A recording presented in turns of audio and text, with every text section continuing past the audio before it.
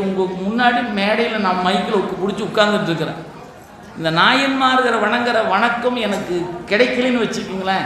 இன்னைக்கு ஒரு திருநீர் பூசி ஒரு தொண்டனாக உங்கள் முன்ன நின்று நான் பேசி கொண்டிருக்கிற வாய்ப்பை ஒருபோதும் பெற்றிருக்க மாட்டேன். இன்னைக்கு எனக்கு பேசுகிற இடத்துல இன்னைக்கு இறைவன் என்னை உட்கார வச்சிருக்கிறார்னா திருநனா என போற்ற பெறுகிற பவானியில் அந்த நாயன்மார்களை நாளும் நாளும் வணங்கி இதன் பயன் இன்னைக்கு உங்க முன்னாடி பேசிட்டு இருக்கேன்.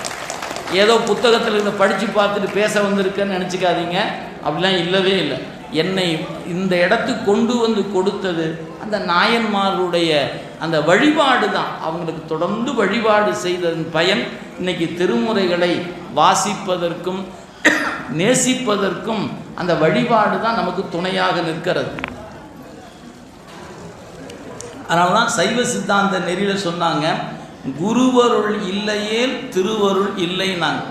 நீங்கள் குரு இல்லாமல் எந்த ஒரு கலையும் முழுமை பெறாது. நீங்கள் எந்த கலை படித்தவராக இருந்தாலும் சரி, ஒரு மருத்துவராக இருக்கலாம்,